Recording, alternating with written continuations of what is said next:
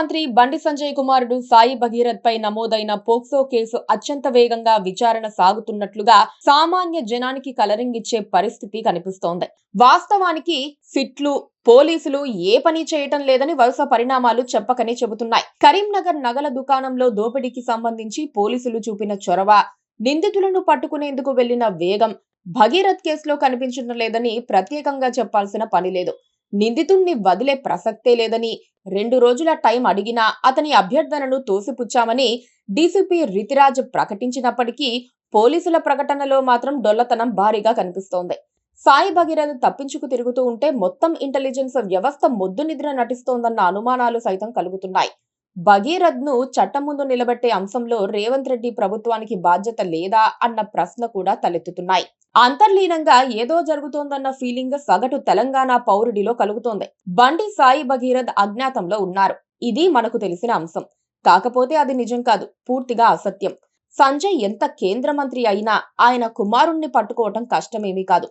Police వ్యవస్థ, intelligence వ్యవస్థ పటిష్టంగా ఉన్న తెలంగాణ రాష్ట్రంలో కొన్ని గంటల వ్యవధిలో ఆ పని పూర్తి చేసే వీలుంటుంది.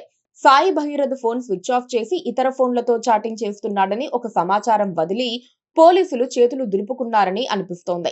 కేంద్ర మంత్రి కుమారుడు కావటంతో భగీరథ్ షెల్టర్ జోన్ లో ఉన్నాడని చెప్పుకుంటూ ఉండగా ఆ ప్రదేశాన్ని కనుక్కోవటం కూడా సులభమేనని చెప్పాలి. తాను 15న హాజరవుతానని భగీరథ్ ఈమెయిల్ పంపాడు. దాని ఆధారంగా కూడా సైబర్ క్రైమ్ డిపార్ట్మెంట్ వారు అతని ఆచూకీ లేదా దానికి సంబంధించిన ఆధారాలు కనిపెట్టే వీలుంటుంది. పోలీసులు చెప్పినట్లు భగీరథ్ వినాలా, లేక భగీరథ్ చెప్పినట్లు పోలీసులు వినాలా అన్నది ఇప్పుడు తలెత్తుతోన్న ప్రశ్న. ఆ సంగతి కూడా సీఎం రేవంత్ రెడ్డి నిర్ణయించుకోలేకపోతున్నారు.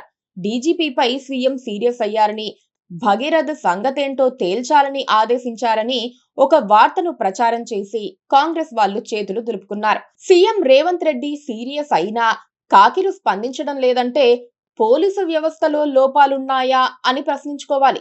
నిజానికి విచారణకు హాజరు కాని భగీరథ్ పై కఠిన చర్యలు తీసుకోవాలి. ఇప్పుడు పోక్సో కేసుతో పాటు మరికొన్ని సెక్షన్లు పెట్టాల్సి ఉంటుంది.